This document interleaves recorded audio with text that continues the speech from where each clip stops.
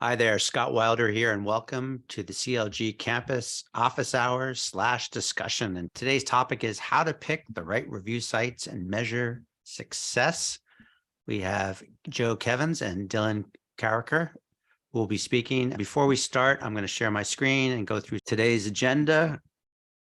Basically, we'll go to do about a 40-minute presentation, 20 minutes Q&A. There'll be a quick survey afterwards. Also, and as a follow-up, I will link you to everything I said I'd link you to earlier. Joe also has a website that focuses on customer reviews. Dylan will let me know where he wants me to link people to as well. And with that, we can start. And once you guys introduce yourselves, Joe, why don't you kick it off? Sure. Hey, everyone. Joe Kevens here. I'm the Director of Demand Generation at PartnerStack. It's a B2B SaaS company that helps fellow B2B SaaS companies manage their partner programs. And like Scott said, I've got a website called B2B SaaS Reviews that I started and write all about this topic. So I'm really happy to be here today. And Scott also brought me into the CLG campus to help the community with all things review. So yeah, that's a bit about me. You, Dylan?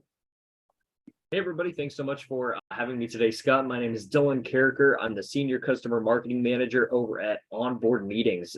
Long story short, we handle everything inside board portals and board management softwares from the beginning to during the meeting to tasking subsequent committees. And I've been doing customer marketing now for a few years. I really delved into review sites by accident. So really looking forward to kicking this off. Great. And with that, I'm going to pass the baton to Joe. So Joe, if you want to share your screen, and I will let more people in as we go, and I'll also field any questions or answers. So Sounds good. Is everyone with me? Software review sites, how to decide which review sites to prioritize? Yep. Cool. Okay. So here we see a sneak peek of some of the logos and some of the review sites you'll know, and we'll get into those. But before we get to the list, I think up front, it's always important to think through your goals and objectives when it comes to these review sites. What are you looking to achieve? Because if you start there, then you could match that up to what the review sites can offer you to get the most out of them. Because each site quite similar, they also do have their differences, and it does differ based on your company size, your target audience, and your industry. So some questions to ask yourself. Is it really about leads? If it's about leads now, there are sites like Capterra, GetApp, Software Advice, where basically it's set up for a demand gen professional to go in there and bid as they would for Google search ad. But if you're looking for customer references, you might be looking more at a site like G2, where in the review process, they ask, would you be up for being a customer reference? And that builds your reference pool.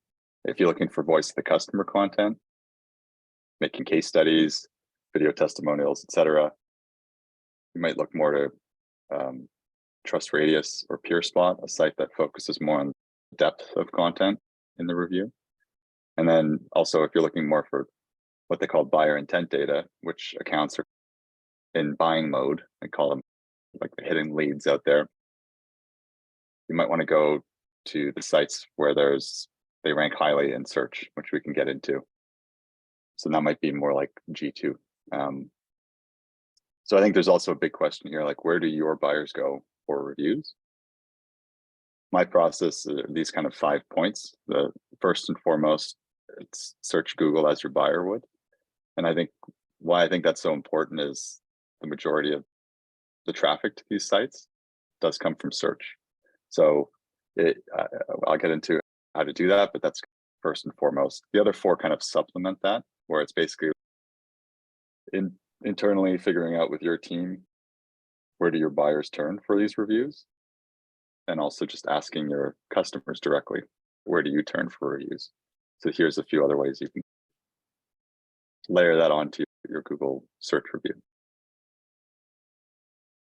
For B2B SaaS reviews, I've been interviewing customer marketers primarily, but basically B2B SaaS practitioners related to reviews for their take on review sites. Recently, I spoke to Andrew Sevilla, who's been at the customer marketing game for quite a while, and he synthesized it in this way.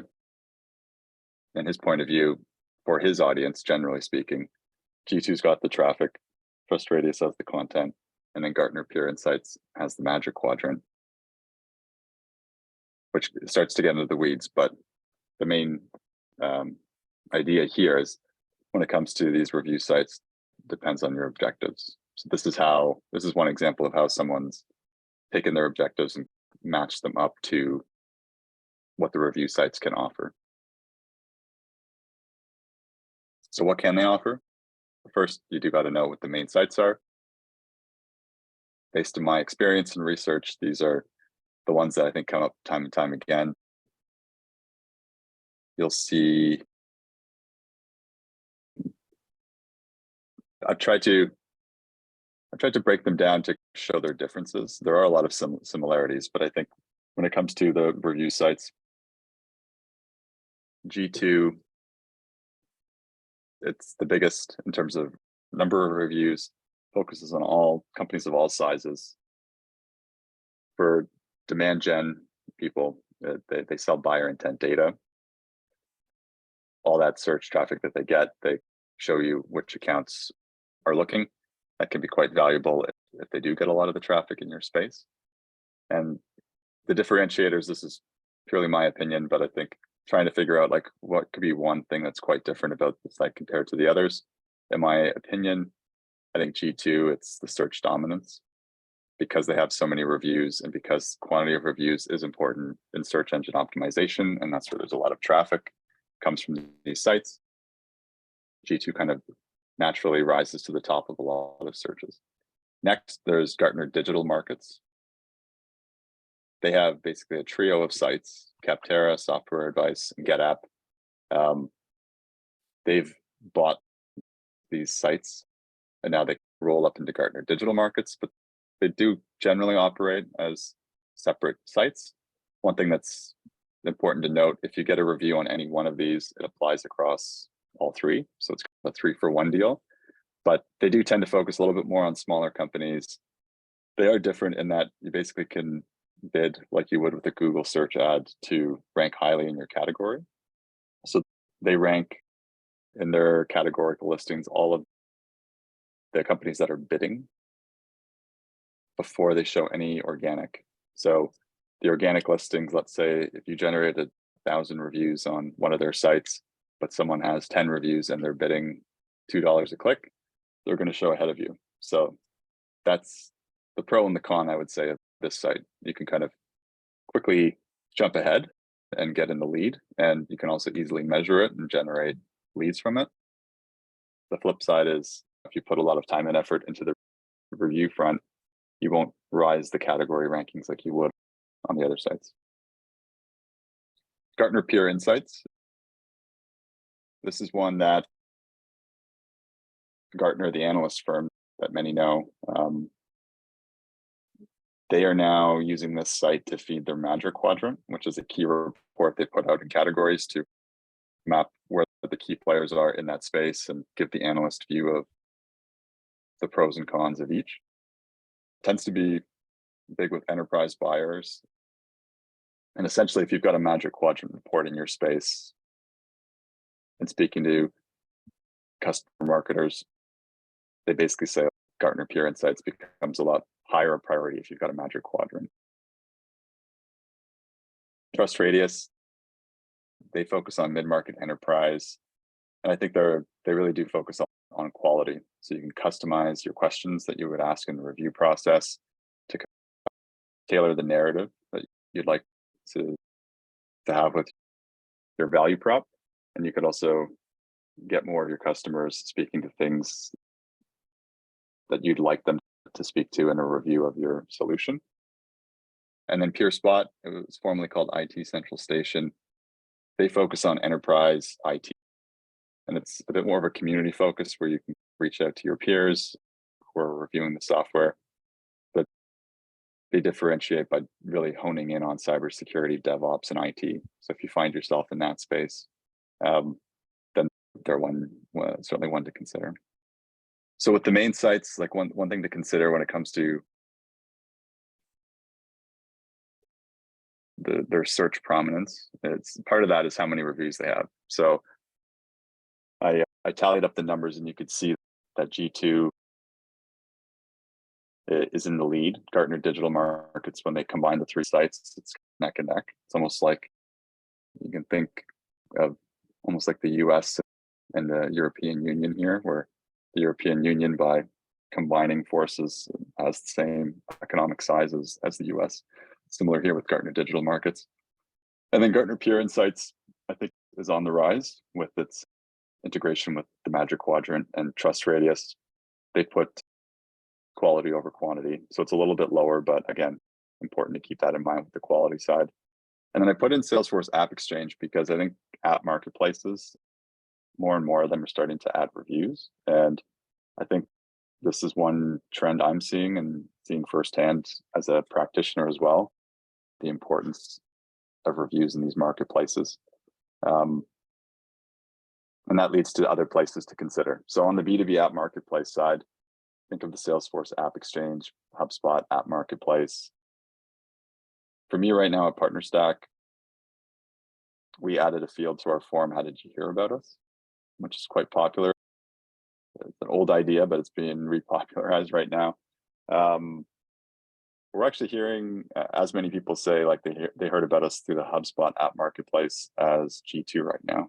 So again, this probably varies quite a bit by industry, but for us, for people that are in business software that are looking to run partner programs, we're finding that this is an important source. And in HubSpot App Marketplace, they do have reviews. You can rise the ranks in listing if you do get more. Next, industry, niche, and regional review sites. So these are ones to consider, not really to compete, quote unquote, with the main sites, certainly not the industry niche sites. But for us, at least with a demand gen lens, if you're looking at search and you're looking at where your buyers are going for review,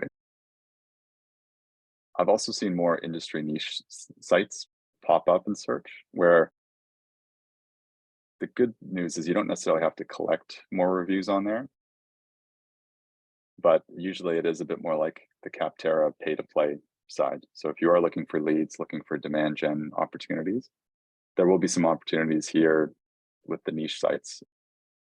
And again, if you're looking for review sites and demand from search, you might want to just keep them in mind when you're searching. Another one I came across pretty recently was called OMR Reviews. They're basically creating a localized review site for the DACH region of Germany, Switzerland, and Austria. They're finding that in that market, local buyers want to hear from their local peers how they're using software, and they're providing the reviews in German. If you're looking to break into regions like that, certainly something to consider. And then last, not all of us are in B2B software. So for example, if you're in B2B services, Clutch is one of the main sites, if not the main site for reviews. G2 is getting more and more into the service front, but still Clutch is up there on the services side. B2C, I think Trustpilot would definitely be one to consider if you've got more of a B2C style company. Massive player. To put the reviews into perspective, G2 just eclipsed 2 million reviews. Trustpilot has 180 million. So massive. They do everything from mom and pop shops to you name it in the B2C space. So that's one where you can get a lot of reviews quickly, much lower bar. They don't have any sort of quality control process. It's pretty much ungated. They post the review immediately. So for better and for worse, that's how they do it. And then lastly, there's a site called Software Reviews.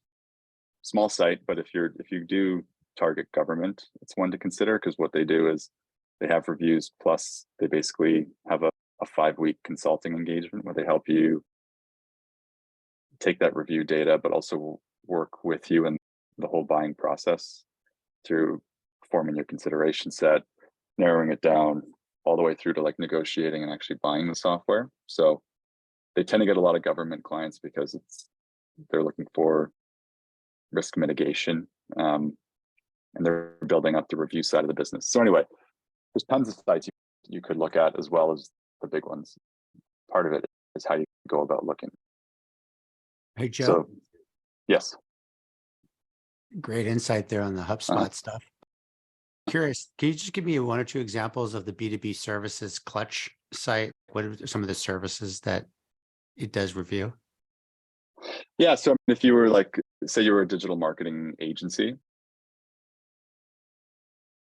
that would be a perfect fit there.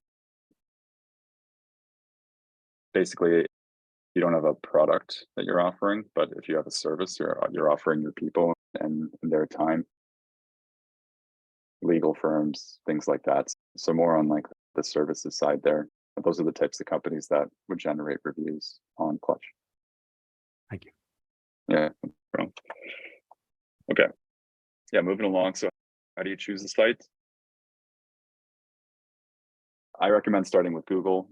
Again, a lot of these review sites, they get tons of their traffic through search. And if you look at where the click traffic comes from in a Google search result page, you'll see it's disproportionately high at the top end. What I recommend is just putting your category name. So for PartnerStack, it's partner management software, and basically seeing what comes up. And you'll probably find in your space a review site or two or more will show up on that first page, and you can prioritize accordingly. So real example here, this is what it looks like for PartnerStack. If you put in partner management software, the first 4 organic search results are all review sites, and we've more or less prioritized accordingly. G2 is the top in our space, so G2 we've got 531 reviews. Capterra second, we've got 87. Gartner Peer Insights is actually on the rise. They weren't on the first page until recently, so they're building up their presence in the space. So that's why we're at 0, but we just got ourselves a profile and we're going to start building it up. And then Trust Radius, we're at 26. And then if you were to look at our kind of demand gen side, it matches this as well. We get the most leads and demand from G2, and then Capterra, and then Trust Radius. I think another thing to consider is how you approach these sites. I think there's 2 schools of thought here, like if you go all in on one site or if you diversify across multiple sites. So on the all-in approach, I spoke to Anna at Reach Desk about this. They went all in on G2. They were a small team and they prioritized one site, focusing on it, and in her words, properly growing our presence on one review site rather than half ours, a handful. And for them, they've been on G2's fastest growing products top 100 list for 3 years in a row. And then they promote that quite heavily. They found Allison at PeerSpot. She talks about diversifying the review strategy and aligning it with your goals to see what these platforms can provide. And she is with a review site, but I would echo this thought that there is merit to thinking through going beyond just one site. So I think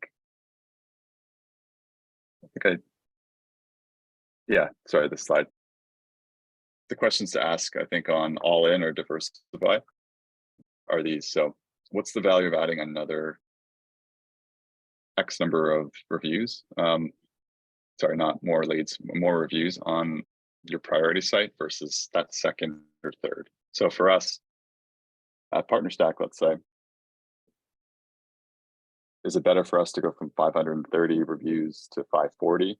Or is it better to go from 0 to 10 on Gartner Peer Insights? I'd argue the latter, because then we can get into the top 5 rankings on Gartner Peer Insights, whereas an extra 10 on G2 at this point, not going to do a whole lot for us. Another is like the review site milestones. most sites require a certain number of reviews before you can get a social proof badge. There's also some findings that show that until you get about 10 reviews on a profile, the conversion rates are quite low. So you might want to see what kind of milestone or threshold you might need to hit with a review site to get in the mix. And then also just think, if you've already got people to review you on one site, would they review you again elsewhere? And I think you could actually go back to folks more than you might think. I think for us, Partner Stack, over 500 reviews on G2. I think much of the 87 we got on Capterra for people that first did it on G2. So I think it becomes a question of timing, messaging, and incentivizing there. So Scott's asking if there's any questions. I guess as people are thinking about it, my last slide here, this kind of sums up, if you're trying to match your goals and objectives to the review sites, this is my kind of attempt at matching them up. So you can think through these questions and see which kind of matches up to review sites. And again, keep in mind your industry, your space, your customer audience, and that'll help align you best to the review sites that are out there. Great. I'll keep this up for now, but that's the last slide for me. Any questions? One question's here. Do you know the cost differences between the sites? Yes. So they each offer different solutions. So for example, if we talk Gartner Digital Markets, Capterra, GetApp Software Advice, they do a Google style like cost per click bidding auction. I think the bids, they might have bumped them up. They were $2 per click as a minimum. And you basically set a monthly budget and you could change your bid at any point in time. And it's more or less it's pay as you go, let's say. You could stop it at any time. A lot of the other sites tend to be more subscription based. So it's more an annual contract. If you're getting something like buyer intent data on any of these sites, it's for the year. It depends a bit on the category, but in my experience, you're looking more at 5 figures, like it might be 20,000, whether you do it through G2 or Trust Radius. Even Gartner Digital Markets now has buyer intent, I think starting at about 10K. So it does vary, I find, but I think aside from the PPC, I'd say you're looking in the 5 figures for one of their solutions. Great. Any other questions before we move to Dylan? Okay, so why don't we continue moving? Dylan, you can take over as presenter. Got it. See my screen? Yes, thank you. Cool. All right, great.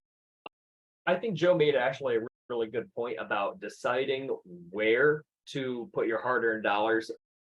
And like you said, every single one of them does have some form of cost, and while most are free to set up profiles, like Joe said, having that strategy in place to really know what review site you're going to go to for your specific business is paramount. So once you figure that out, you're going to want to choose your channels. How are we going to activate these review campaigns in order to get people to give you reviews? So every single channel that you have here, you got to look at this as a whole opportunity to really engage with customers in order to get a review. So looking at the entire customer journey from implementation all the way down to partners and to the end of the customer life cycle where they become a customer, they're implemented, and now they're becoming an advocate for you.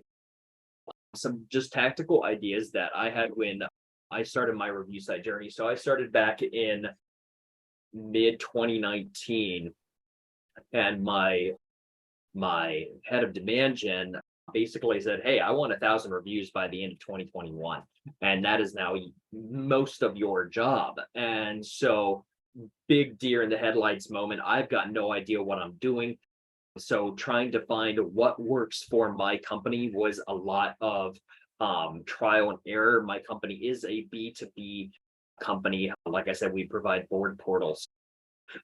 We did a lot of different tactics in order to try to get to where we're going, and did finalize on a few. But some things that we did try, looking at, like I said, looking at the customer journey during the implementation survey.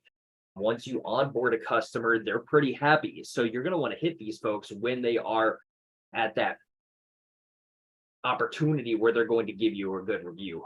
Even customers that just go through a trial, they maybe don't purchase, but they really are like, hey, this is a great solution. I would love to have bought this solution, but I can't because of budgetary reasons. You can offer that to them as well. One other thing that we still do, we do in-app product pop-ups via Pendo. You can also do this with an intercom solution or something like that. If you do have an app, a web app, an app on mobile devices. We did do stuff at no cards at events, where this is another tactic that we are continuing to do now that we have a lot of customers in like the higher education space, not-for-profit customers, things like that. When we go to these events, we want to be able to hit them up and say, hey, here's a note card with a quick QR code in order to review us. And that seems to work out and do wonders for us. And then also just attaching it to like invoices, support tickets, peak happiness. Once again, people are super happy after you fix their issues. We do email banners as well. Our main tactic is with targeted email pushes, and I'll talk a little bit more about that. But if you're wanting to do a one-to-many approach, you can do that in a customer newsletter, or you can just straight up ask your partners, friends, family, people who do use your services. Like our final tactics, really getting the right channel does mean the difference between a successful or failed review campaign, straight up, period. So we did a lot of email banners through OpenSense. It is domain specific. It is targeted, so it's not one-to-many. It's very specific in who I do want to target. You can do an integration through Marketo, or they do have targeting ABM systems within their software already. And then we do a lot of targeted emails, and these seem to actually work very well. So it's specifically targeted to exactly who I want, and I can really segment that any way I want to slice and dice that. And then we make a carefully crafted message, and then we make sure that they're CSM approved contacts. So these two tactics are really working for us. Like I said, now that we have additional bandwidth, we're doing the in-app pop-ups and also the trade shows, but these are our bread and butter for that. If you really want to do incentivized reviews, you can. Some review sites do bake that into your contract, like G2. They'll give you like $500, and then each review costs like $25 in order to do that. It's a double-edged sword, right? It makes a big impression, and people are more likely to help you in the future, but it is an incentivized review. It's going to cost you money.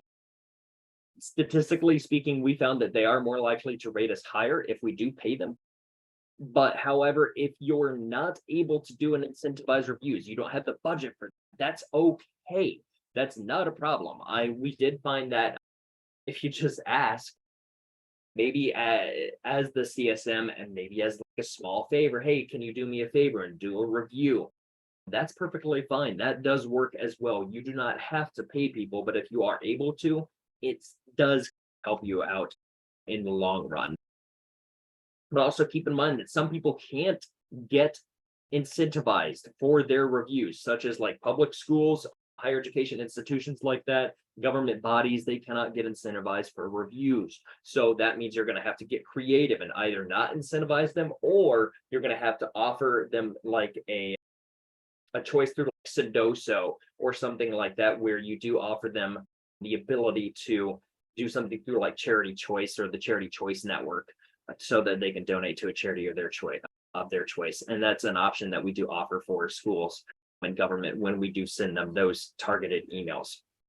And speaking of, this is our example of a sample email from a CSM, and I've highlighted some parts in it that I think are actually really important that I want to make sure that you have in there when you are making your review asks. The main thing is just, hey, thanks for being here. We really appreciate you're a customer.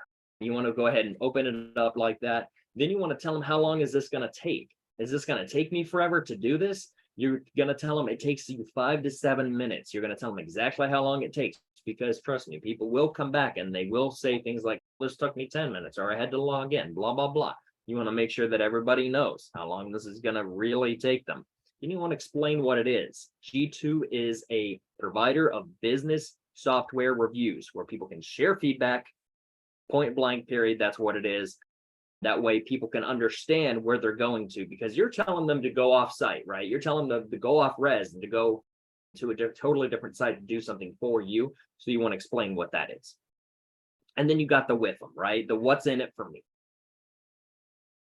$30 Amazon gift card. You can omit that. Like I said, it's up to you. We tend to do Amazon gift card pushes around things like Amazon Prime Day, holidays such as Mother and Father's Day, Christmas, Black Cyber Monday. We do gift card pushes then, and about a month prior, and we will actually put that into there and say $30 Amazon gift card for Prime Day, things like that. We'll put that in there. And then you want to make that CTA, right? There it is. Boom. It's right in front of them. Click here to start that review, get that going. But then you also want to say about why it's important. So your feedback is important to Onboard's features. We are able to continually improve and help make Onboard better and easier to use and as innovative as possible. So having all of that in there is my recipe for success for a great email. But coming from the CSM, that is my main suggestion, because they know them. Don't just throw it out from anybody. And if you are going to segment this, you can segment these things in multiple fashions. You can go by like net promoter score, CSM communication frequency, software usage frequency, high feature usage. Do they use your product a lot? And then you do want to decide who that's going to be from, on if it's like the CSM, somebody else, what review site you want to do it. And then Joe did mention something about the likelihood of people coming back and doing second reviews. We call them super promoters. And we actually have a field in Salesforce that is for super promoters. And I can basically click on that and then ask people to do additional reviews for us on other online review sites like SourceForge or Peer Insight or Trust Radius, things like that. Okay. Looking at it, quantity versus quality, where are we going to go in this? What are we going to do? How many reviews do I really want? My boss told me 1,000, and then we found out that's not necessarily the best idea in the world. So if you're going to go for quantity, it's a super big number. You're going to look great on there. However, you're going to get an average of lower scores. The more people you push out there, the higher chance it is that those scores are going to lower. And then it's going to be a lower online review site score as well, like the G2 score. It's going to be lower. You're going to get a less amount of badges too. Whereas on the other side, if you go strictly for quality, you're going to get specific badges like best implementation, best admin experience, things like that. You're going to get a super high score, which is great. However, this looks fake. People don't want fake reviews. So if you look at something that's got all 5-star reviews, it's got 1,000 reviews, they're all 5 stars. That's not real. That's not authentic. Like I said, it looks purposely inflated. And so then that will then affect the review site score as well that looks inflated. So you're going to want to go for that happy medium right in there, right? It doesn't look fake, doesn't look inflated. You've got a high number of reviews overall, but you're scoring like these really great badges that says best implementation. You're not getting fastest implementation. You're not getting best ROI. You're getting the best overall. You're getting these best of badges that you can throw everywhere and say, hey, we're the best in class. These best in class badges, in my opinion, are better than the tiny little badges like fastest implementation. Okay, cool. So your solution took 3 weeks long, 3 weeks shorter than my solution. That's not what I'm looking for. I'm looking for best in class. And then this happy medium is easy to maintain going forward. The quality and the quantity is hard to maintain. Once you hit all your customers, you hit the most happy customers, it's going to be hard. So once you hit everybody, what are you going to do next? This is a consistent way to source reviews and to get a score that looks authentic. And some review sites will actually, in a way, punish you for having inflated reviews as well. So just something to think about. Whichever way you want to go is perfectly fine. My suggestion is that happy medium. So good news, reviews are flowing in. This is great. What are we going to do now?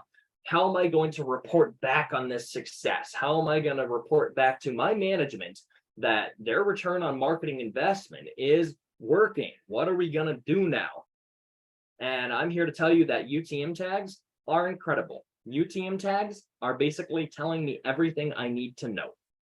UTM tags then directly feed into my Google Analytics. They feed into my Salesforce. They feed into Marketo. And they tell me everything that I need to know about how I'm doing. If you don't UTM tag, that's perfectly fine, but do something to try to report back in a way that you can be easily understood to make sure really what's working and what's not working, more importantly. Some type of reports that might work for you are a quarterly badge tracker. How are we doing? Are we still getting that best implementation overall? Are we getting best in class? Quarter by quarter, these guys are going to pop out reviews and badges for you. You're going to want to track those. Your lead flow changes. Lead flow changes are going to change. Obviously, that everything is seasonal, but lead flow changes that come from review sites, you're going to want to track those. And the best way that we do track those is via those UTM tags. So tracking those leads out of the review sites tells you you're doing the right thing. And then coupled with that, you're going to look at your score changes. And I'm talking your online review site score changes, like the G2 score. You're going to track that quarter over quarter. You're going to track that year over year. You're also then going to go look at your ARR, your annual recurring revenue increase, quarter over quarter and year over year from those review sites. This all goes back to UTM or tag reporting, right? So tracking that, plopping that back in, gives you your ARR increase or decrease quarter over quarter, year over year. And then that one hand give you your return on marketing increase or decrease quarter over quarter, year over year. That will then help you with your close rate, right? So close rate, you're going to have all these great reviews. What do we do with them? We're going to throw the badges everywhere. We're going to do testimonials, case studies. We're going to do it all. And that will increase your sales close rate.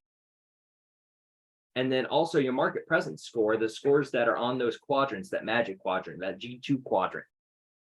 That's going to boost that as well. And it's going to put you in that upper right-hand corner where you want to be, where all your competition's down here. If you keep getting reviews, you're going to see all this kind of take place. You're going to see it all happen for you. It's going to take a while, but you will eventually get there. So once you get there, right, you're going to be able to create a nice, cool looking slide like this for your sales team. Look at this. I've got every single badge under the sun. I'm in the upper right-hand corner from G2. I've got different badges. I've got badges from everywhere. I don't just have badges from G2. I've got badges from G2, featured customers, software advice, Capterra, software suggest, and software world. I got them from all over. Must be doing something right. Onboard must be doing something right. They must be the solution for me. I'm going to buy Onboard. So that's what we do. Now that everything comes full circle, here's what we're going to do. We're going to create a nice slide for our sales stream. That's going to help that close rate boost. That's going to help that ARR increase. And you can attribute that directly back to you as a marketer. I hope that helps. Joe, I think you had one more slide in here, right? And there are some probably questions. List of tactics is A+. Thanks, Joe. Yeah, that was great. Did I have another slide? I can't recall. Yeah, man, you have your link to your site. I don't know if I've got that in mind, bud. I think I have. Oh, yes. Oh, right on. I got you. I'll just Nice. change slides for you. Thank you. Yeah. Yeah, like I said, I've written quite a bit on this, gone quite deep and thorough on the subject. 10 specific sites here I've gone quite deep on. I'm going to do a series, one on each, coming soon. So if you're looking for more info, this is a good spot. But while we're here, happy to answer any more questions anyone might have. Yeah, this is a fantastic site. So I went here earlier and I saw a lot of, it was just validation, right? We're doing things right, but it also told me what each review site is used for, when were they founded, things like that. That's where they serve, what they're there for. I really appreciated this, Joe. This was a great spot, a great post. I appreciated it. Oh, thanks, Dylan. Yeah, your tactics, like you hit all the main notes. I've interviewed like 15 people now, and I think generally it's like maybe they're doing 3 or 4 of those, but the fact that you're doing all 8, it's definitely like an A grade example. So anyone listening, like you've got quite the playbook here with what Dylan's presented. Yeah, we went all over the place, but any of this can be right or not right for your specific use case. As Joe has pointed out, you've got to find the right thing that's right for you. When it comes to a tactical point of view and a review site point of view, you've got to do it right. Make sure you're in the right spots. Got a question from Angela. If you cast your net wide asking for reviews, newsletters, are you not opening yourself to negative reviews? Yes, that kind of goes back to my slide on quantity versus quality. Yes, if you cast your net wide, you are going to get more negative reviews. That's 100% true. Joe, you want to throw that in there? Yeah, just to add to that, no, I agree. I think it's you do open yourself up to that. I think what we see quite a lot of in the space is not asking everybody, but some level of targeting in terms of who you ask. Sometimes it's also milestone driven. So if they just finished onboarding and they gave you a score, whether you CSAT or whatever method, typically then that's a review ask. Or if you do NPS, that's another way to figure out who to ask. It can be a bit of a delicate balance. I think the way Dylan presented it is quite smart to show it more on a spectrum to think through it. And I think there is a divide here, candidly, between what the review sites will want you to do and then what people actually do. I think the review sites obviously want you to ask everyone, make it as open and objective as possible. There are rankings, and this is very competitive, and people will try to do what they can to also optimize and therefore target more people that they think will provide the positive review. Absolutely. No, I totally agree. And I think, Joe, you hit the nail on the head when you said something about NPS review scores and things like that. If you do want, my suggestion would be from a tactical point of view and a tactical standpoint is to break out that newsletter into 2 separate ones. So I've got my blog that just released, my white paper, and then I've got a testimonial. Cool. That's customer newsletter number 1. Customer newsletter number 2 is going to have all that in there, except it's going to input the review ask. But that's for customers that have a great NPS score, people that are promoters, 8s and above, 7, 8, and 9 and 10s. So you want to separate those folks out and create a separate newsletter maybe for them when you do these review asks. That way you're casting that wide net, but you're casting it to the better fish. Yeah, I was just going to say, these guys are the experts, but when I've done this in the past is you cast the net wide for the survey, the net NPS survey, and then the ask will be on the 7, 8s, and 9s in terms of net promoter score. Yeah. I had a question for you guys about the G2 grid and other grids and how you guys think about that. Like when I work with senior management, they always want to see the grid. And so they'll look at the G2 grid. There's other, Gartner has a grid. So I don't know if you guys have any perspective on like how you position that. For me, I think in my experience, having done this now at a few companies, you're right. That's usually what the highest ranking people want from this. And with that, I just find it starts with going to the methodology and trying to understand it as best you can. How do they actually go about doing it? And plotting companies on the grid. So with G2, they've got their 2 main axes on user satisfaction and then market presence. So satisfaction is a bit easier to understand. It's really like the quality of the reviews you're getting. So basically, the higher the ratings you get, the better the satisfaction will be. And then market presence is a combination. They actually do take into account quantity of reviews, but they also take into account a number of things like how many social followers you have, your web traffic, other indicators of how big you are in the market. And my understanding is why they do that is so that buyers have an indication of the companies at the top right are the most well-established, not going anywhere type companies. And at the very top right, very well established in the market, plus they've got very satisfied users. If you're top left, then that could be more very well established, but not so happy users.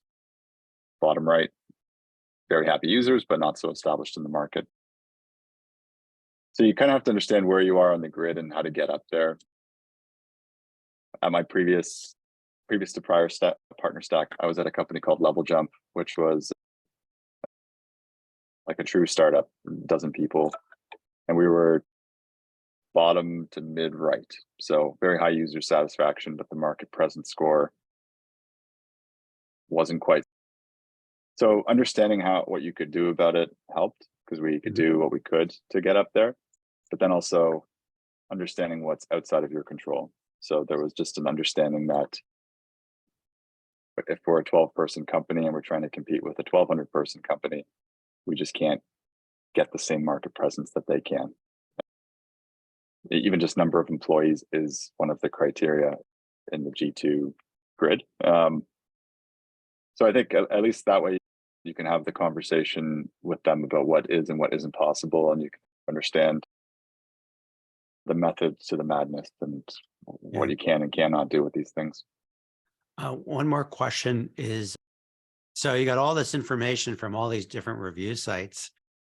Dylan and Joe, you're probably like one person working on this. Like, how do you keep it all straight? Is all this information in Salesforce? Are you using Google Sheets? Are you something else?